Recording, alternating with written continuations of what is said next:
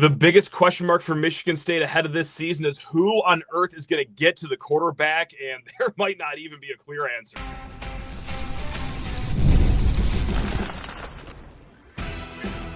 You are Locked On Spartans, your daily podcast on the Michigan State Spartans, part of the Locked On Podcast Network, your team every day. This episode of Locked On Spartans is brought to you by Monarch Money. Take control of your finances with Monarch Money. Use code LOCKEDONCollege at monarchmoney.com for 50% off your first year. Spartan friends, Spartan family, Locked On Spartans listeners, thank you all so much for making Locked On Spartans your first listen every single day right here in the Locked On Podcast Network. Please rate, review, subscribe, comment below your worry level about this pass rush going into the season. We're going to kick off the show with talking about who on earth is going to get to the quarterback. We're going to get to some football recruiting. Could Michigan State be on 4-star commit watch in the near future? And we do it all with our near dear friend, the one, the only Stephen Brooks of 24/7 Sports. And Stephen, you want some stats that no one wants to hear right now to kick off this conversation about rushing the passer? Is this going to cleanse the palate for everyone here? Go ahead and hit me, brother. That's I'm sure it's going to be in the title of the episode, so I think the listeners are probably, they're braced for this. Yeah. Go ahead and fire. And we all lived how bad the pass rush was last year. I don't have to rehash how bad it was. right. I was like, what do you have that hasn't been said? Anyway. Or like, what angle does he come up with? I'm intrigued. I'm by way of head injury and everyone forgot, or amnesia, or everyone's gone through enough therapy to just block out how bad it was last year. Let's repaint the picture for the fine folks, Stephen, because Michigan State, third worst in the Big Ten at getting sacks last year. They had 19 sacks. And Stephen, 11 of those came in the first 3 weeks of the season. It was against Florida Atlantic, against Maryland, who was breaking in an entirely new offensive line, and then against Prairie View, where they're starting guys like me and you on the offensive line down there at Prairie View. So 11 of your 19 sacks came in the first 3 weeks. When you look at this upcoming year, 11 of those sacks are gone by way of graduation, transfer portal. So my goodness gracious, you're only returning 8 sacks from last year's team, and oh boy. So here's what you got out of the portal. You have David Santiago out of Air Force, Anelu Lafayette out of Wisconsin, Isaac Smith out of Texas Tech, and Cam Williams out of Georgia State. You already have returning back Jalen Thompson, Tyler Gillison, Quindarius Dunnigan, Kike Burnett. Stephen, who's getting to the quarterback this year? Like, out of spring camp, I think it's pretty safe to say it's solidified that Jalen Thompson will have one of those starting roles. Of the other 7 names, though, like, who on earth is going to be starting opposite of him? And is there any faith in this part of the offseason right now?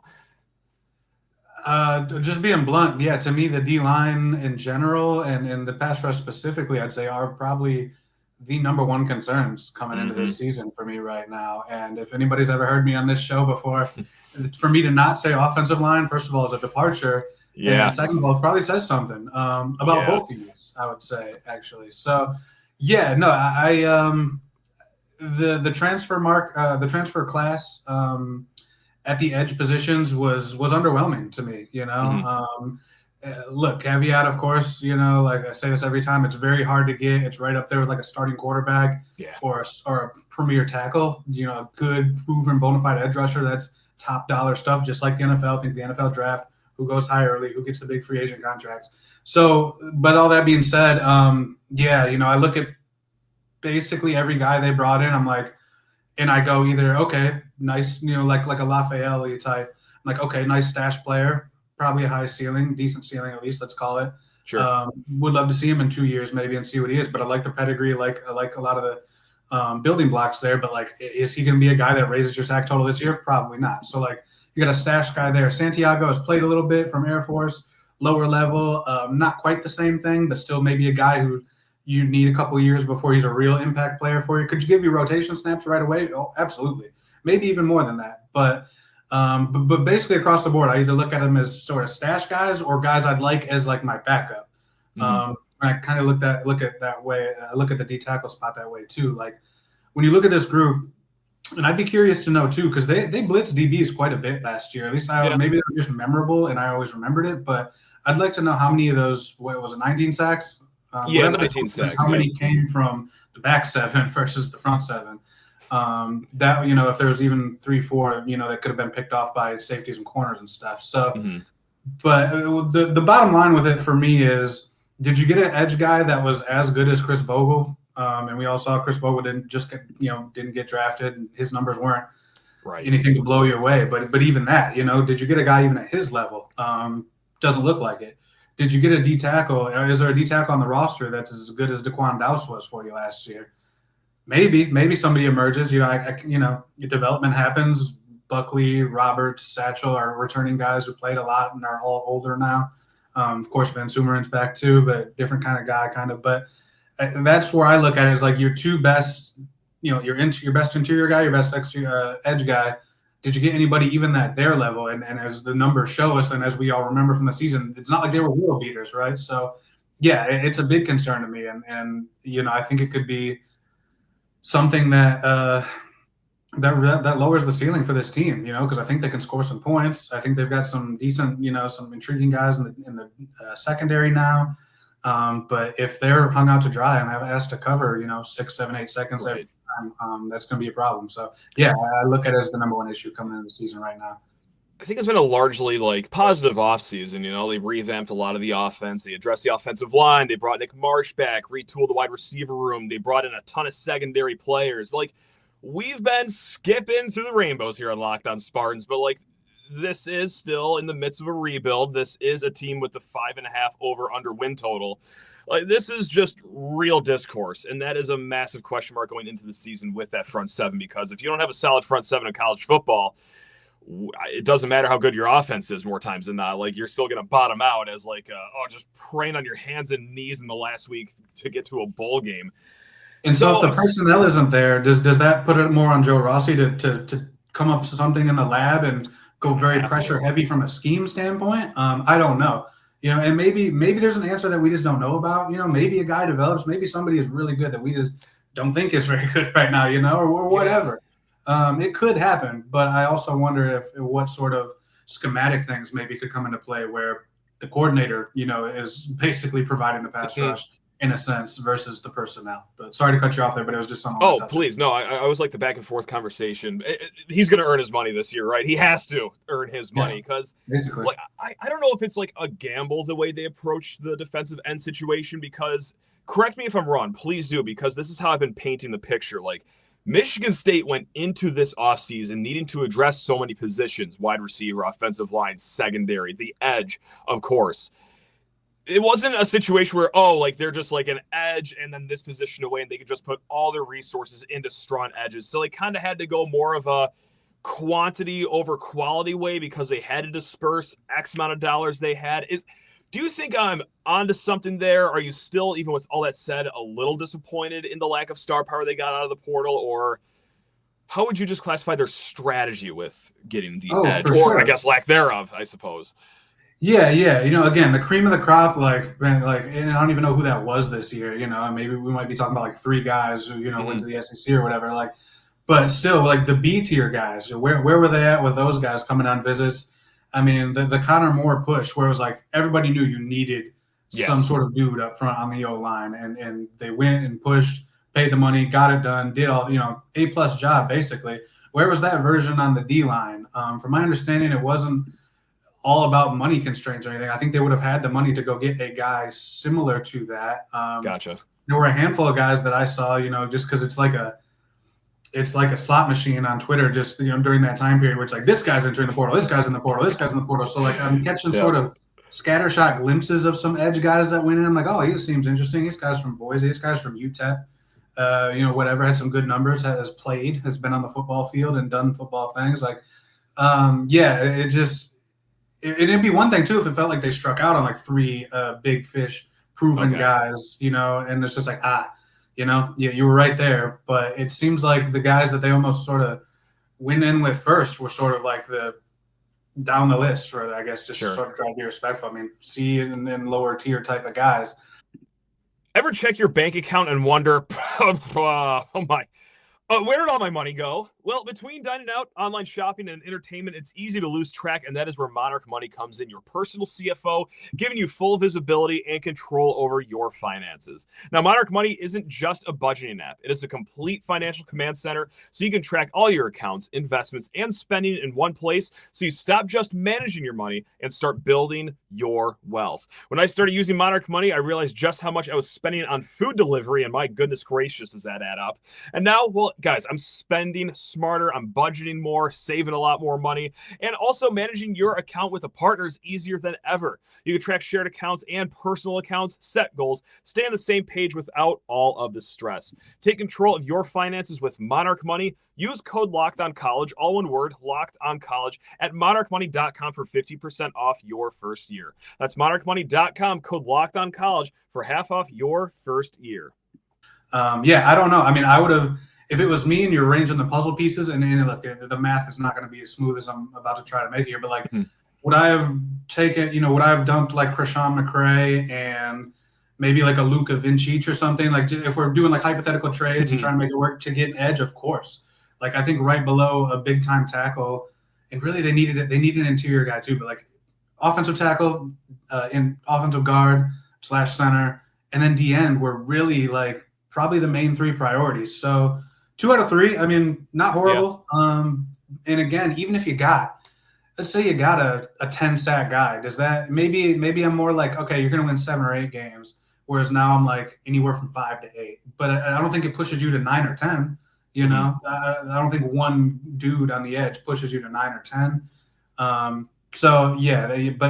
Absolutely disappointed in sort of the caliber and where they landed. I thought they could have shot higher. I thought they should have. I thought they needed to. And I also personally, thought that they needed to go get another D tackle too. Somebody who could slide into your 2 deep and just, even if he's just depth, if he pops up and he's a starter for you, kind of like Dowse was last year, maybe, then great. But I always thought they kind of needed to address that too, instead of adding, receiver number 5 and 6 and safety number 10 and 11 or whatever. But again, we're not talking the same money and different things, but just from sort of a overall big picture of the team. Yeah, I mean, it was a big need, and so I don't know what it's going to look like this year because, you look at like Williams and Smith. If you could, Cam Williams and Isaac Smith from Texas Tech, if you could fuse them in a lab, put them together, you might have something.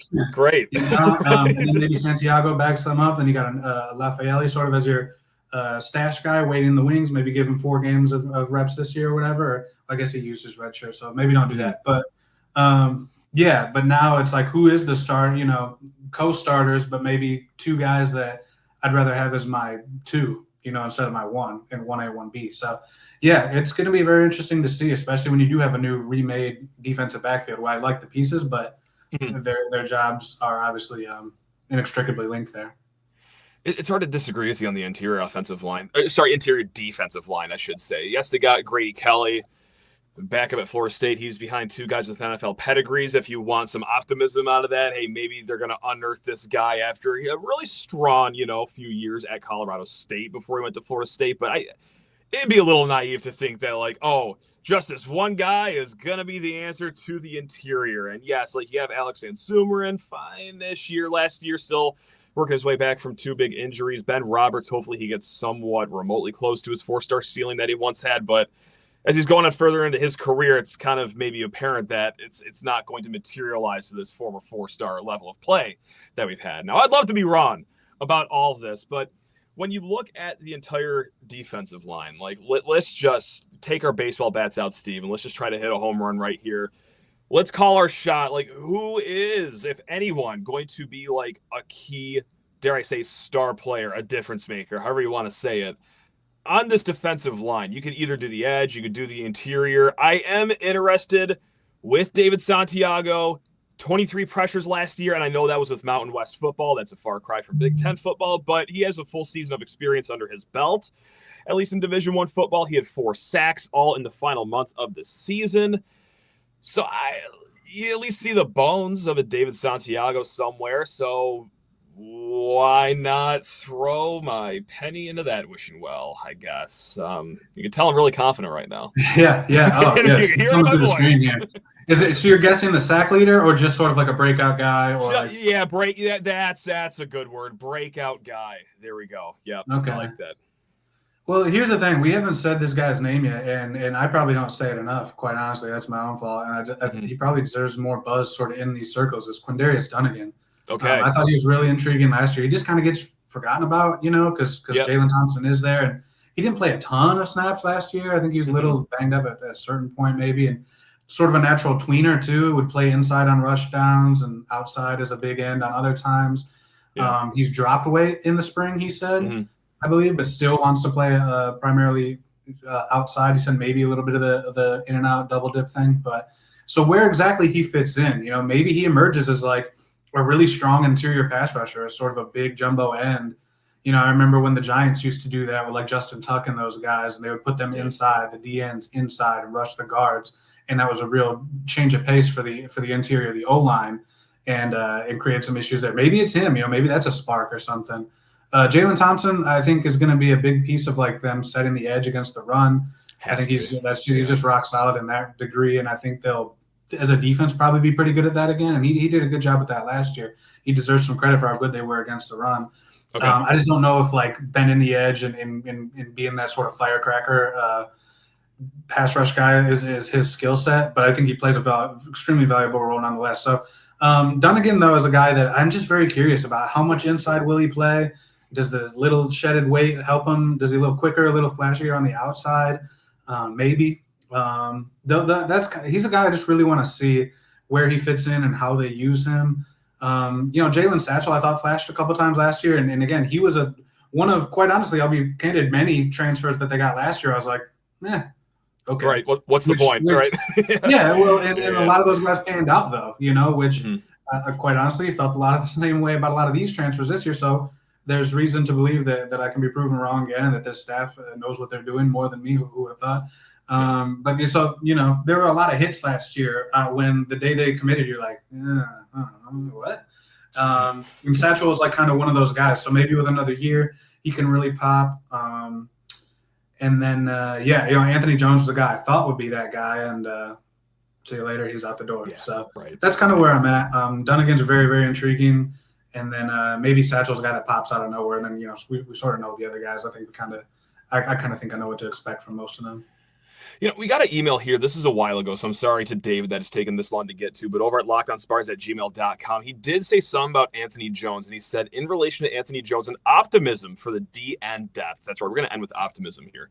He was a solid contributor for us and came over with his coach from Indiana. Of course, he's talking about Chad Wilt. A transfer like this away from a coach you have a deep relationship with typically means he was passed up. So someone was brought in, overrode the deeper relationship between coach and player, and had a better output than Anthony Jones, something to be encouraged about. So he's kind of saying that, hey, if Anthony Jones feels like he got pushed out in the transfer portal, even with a guy that he's known even before his Michigan State days, Steven, who knows, maybe someone or a few guys are balling out in the offseason here. Close your eyes and dream with us, Steven. Is that a possibility? Yeah, maybe, please. It is. I mean, it's feasible. I haven't heard all of the background detail, I guess, on what led to Jones leaving exactly.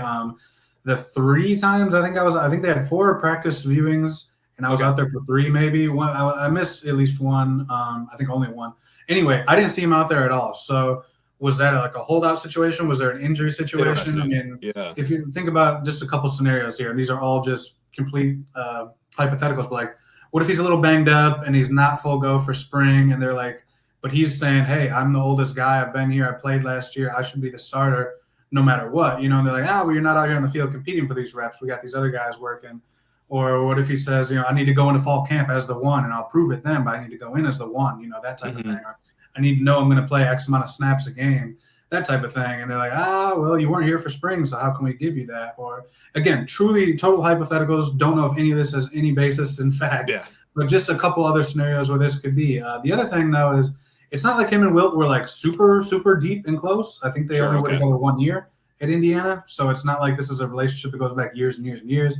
And also he was more of a outside linebacker, edge linebacker, played a little bit of off-ball linebacker at Indiana. So he was transitioning to this rush end position and being sort of a hybrid DN type.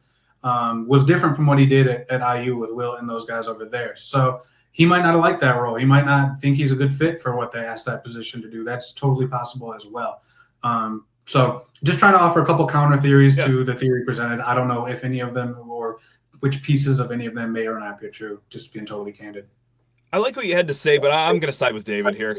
I'm going to say that everyone is just the next Michael Strahan coming out of East Lansing, and Anthony Jones saw the writing on the wall, and he saw that no snaps are coming my way here in East Lansing. So we got over 3 months to go. We got over 3 months to go, man. You gotta find some ways to sleep at night, to keep your peace and everything. And so I totally understand. You know how it goes. Yeah, you're no stranger to how all this works, especially here in Locked On Spartans. Look, let's end with some recruiting here, because over at 24/7 Sports, you guys, as a whole staff crystal ball I saw for Kory Amachree. Now, he is no stranger to East Lansing. He's from Hazlitt, 6'1", 205-pound running back, also runs a 10.9 100-meter dash. So this is definitely a speedier running back. Now, 4-star guy, top-rated running back in the state of Michigan.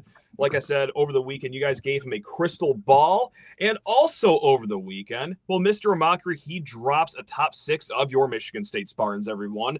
Duke, Harvard, Pitt, Kansas, Indiana. He's also officially visited Indiana and Pitt in May, and he will also be visiting Michigan State officially to kick off the June official visit season here.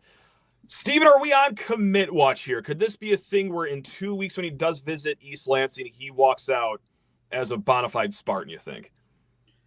Yes, you're on watch. It's an active situation to watch and to be alerted to. Now, by the time this publishes, there could even be new stuff. I mean, there's stuff bubbling as we speak on various fronts, I should say. Exciting. So, wow, okay. But yeah, I mean, he does want to commit pretty much within around, about less than a month from now, at least per his last sort of public comments. And I know that's kind of been his plan for a while. Early summer commitment. As you said, he's gotten these official visits in, jammed them in. MSU is going to be the last one, so he'll have the last shot. At least that's the current plan. Okay. And then I think he wants to commit pretty much right away after that, fairly soon after that. So we're talking less than a month, regardless, whether it's here or somewhere else. I do think MSU is in very good position. They've stuck with him. First of all, he's teammates with one of Jonathan Smith's kids. I don't know if folks know that at Hazlitt High. So they play together there a little bit of, I don't think that really has much to do with things, but oh, sure it does. Come on. But just a little fun note. And Kory's coming off a broken leg. I believe he broke his fibula and tibia, maybe. And tibia, yes. Yeah, yes, not good. Late in the year, which was tough. And MSU stayed with him. When I went and saw him last year, he was talking about taking visits to like Oregon and A&M and stuff. And now you see his top 6. And no disrespect to those schools or anything, but just like sort of more regional, sort of more what you see for like a 3-star kid in Michigan that's a Power 5, like sort of a lot of the schools we see a lot basically for kids in this area. And MSU, I know, has stayed on him all the way through the injury and everything, whereas I don't know this to be the case, but you could understand maybe some of those further away schools backing off.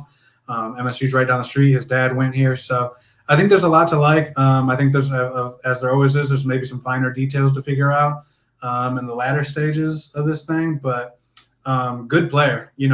I'm very curious to see if he's committed to. Well, I'm sure he'll be committed somewhere. If he's committed to MSU, of course, I want to go see him early next season, maybe pre-season camp even, just sort of see what he looks like coming back from last year. Because I thought when I watched him last year, I liked him more than Jace Clarizio, who was a year older. Okay. I liked him more than Isaiah Wright out at Gibraltar Carlson, who was on MSU's radar for a while. I think he's committed to Purdue now. Gotcha. Okay. I think he's committed somewhere, I believe. 3-star kid who was in the mix for MSU. I liked Kory better than all 3 of as the best of those 3. Now that was pre-injury, but that stuff's not really devastating these days anyway. But still, just want to see what he looks like coming back. Good player. I don't think it's a make or break thing for the class because of Jace Clarizio just signing, and you got just 2. And I think the 2 main backs this year will be sophomores. So I think you're fine. The portal overflows with running backs. But, certainly would be nice to get a highly ranked kid from near your backyard and everything who you've been in good position with. You don't want to repeat the Greg Patrick thing where it seems like you're running hot the whole way, and then at the last minute something else comes into play. Not forecasting that specifically necessarily, but that would be a real bummer for folks, I know. So I think I right now, if I had to guess, I would say he commits to MSU, but I'd say I'm also less sure of that than a couple of days ago. Yeah. What catches your eye the most about his game? Because I was watching his film over lunch again, and just the fact that they bounce him out to wide out too, I think is a little interesting. I mean, that's not necessarily what they have a lot of in the room right now of running backs that can catch the ball out of the backfield. It's certainly a great one cut back. He's super speedy, like we said, 10.9 100-meter dash. Like once all those things, or even some I didn't mention, is there one thing that really sticks out to you about Amachree's game that you think would really fit well here in East Lansing? Oh, he's got a pretty complete skill set. I'm glad you mentioned that they do throw him out at receiver, but at least at the high school level, like he runs very tough. He's very strong, even though he is a quicker guy. Guys just kind of they're hard to even get their hands on him, and when they do, like if you don't have a strong grip, he breaks tackles very, very easily because he runs with a lot of power. I think he's got a very strong core, and then when he gets in the open field, he's got quickness, but he runs kind of high like Adrian Peterson used to, which is interesting. I'm definitely not making that comparison.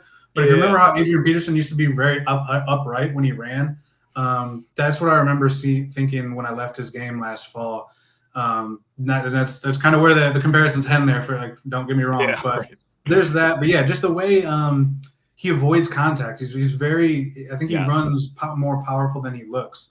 And like I said, I think that's probably a lot of core strength and everything. His brother is a D1 guy. I think at least was at Bowling Green. I don't know if he's still there. So, like I said, I believe his dad ran track at MSU. I may be wrong there, but I'm pretty sure that's right. So, athletic genes, athletic family.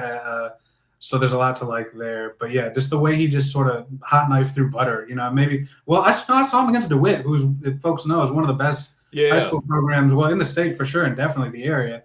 And he was giving them a tough time. I don't want to swear on your show, but he was giving them a very tough time in a high scoring loss. So I like him a lot, and I'm really excited to see what he looks like coming back, regardless of where he ends up. Totally. Yeah, God, like on his Twitter, I think like a few days or weeks ago, whatever this was, like he had a workout video and he's like just on like some leg machine apparatus doing squats, maxing out like 500 pounds. It seemed like it's like that man's leg was in 3 different pieces a few months ago. It is amazing. A, how strong the kid is, and B, just how amazing medical science is these days. It's nuts. He's not just running around guys. He's not just a high school fast guy. He's the fastest guy on the field. Give him the ball, get on the edge and go. Like, I think he's getting into the box, into the second level, and just making guys miss, whether it's with elusiveness or strength. And I like that. He's got a pretty complete game.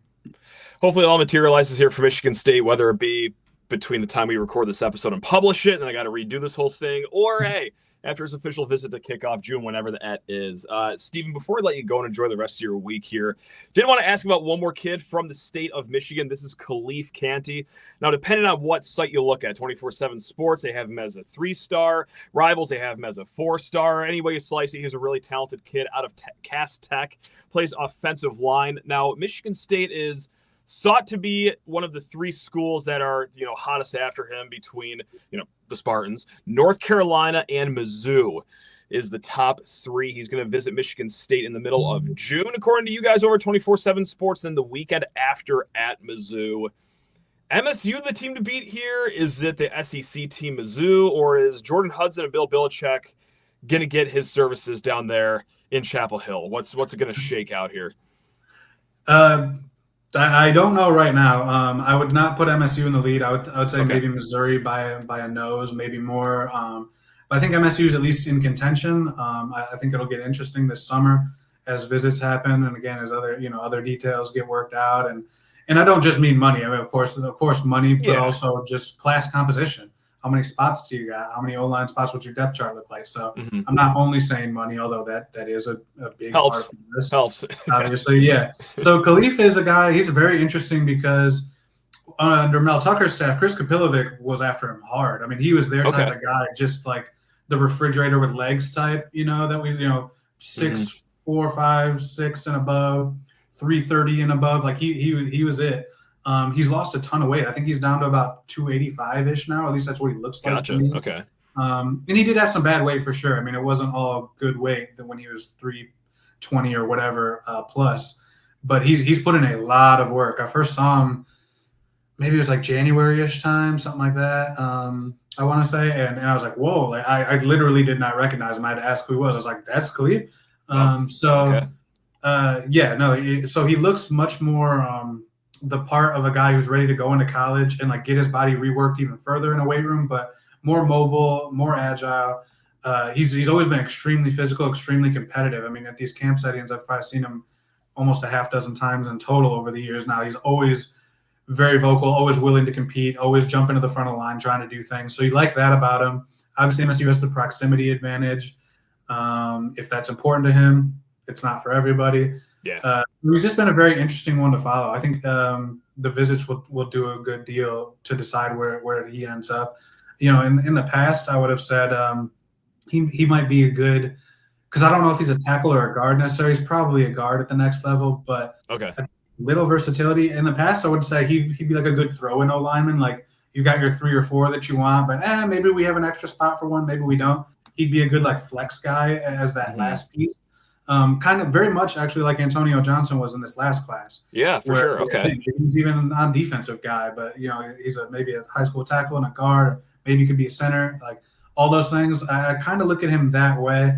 Now you look at the class now and their numbers and everything, like he'd be a much bigger piece probably than like an extra throw-in. But skill set-wise, versatility-wise, that's kind of like the ideal scenario that I see for him. But yeah, if MSU could get him, certainly wouldn't hurt to get back into Cass Tech. I think he's got a pretty good upside. Like I said, I like the fact that he's shed this much weight in high school. Takes a lot of work, a lot of effort, a lot of commitment. That tells me that like there's good things going on upstairs probably. I know the kid super well, but that takes some stuff too. I mean, the kid dropped like 40 pounds. I want to say that's nuts, right? So that's that takes something. And again, having watched him compete, he loves football. He loves physicality. He loves competing. So he just has that dog mentality that I think any O-line room definitely needs. So would be a good pickup. Don't know his timeline or anything. I would imagine sometime in the summer. I would imagine he wants to get it done over before his season, unless maybe something new enters the mix that causes him to delay. But definitely one to watch there, although I just wouldn't say right now that MSU's in the driver's seat or anything. That's the man, the myth, the legend, Stephen Brooks of 24/7 Sports, all-time guest on this show. Thanks a ton for your time, your friendship, everything that you give to this show, Stephen. You're truly the best. Anything you want to plug here before we let you go and enjoy the rest of your week, my man? No, just come to Spartan Tailgate, hang out with us, subscribe if you're so inclined. That's the best way to show support, quite honestly. But just come hang out, read some stuff, see what we got going. If you're into MSU sports, which if you've made it 30 minutes into this, probably a mild interest in such things, give us a shot and see what we got going on over there. And then come back and listen to me next time. Listen to Matt tomorrow, of course, the next day. Look at him go. Just Spartan Tailgate, and you'll find your way from there. Guys, just like I said, hey, we will be back tomorrow and then the day after that because we do this right here, the Locked On Podcast Network on Locked On Spartans, your team in green and white 5 days a week. Now, until next time, guys, take care of yourselves. Love you all. Go green.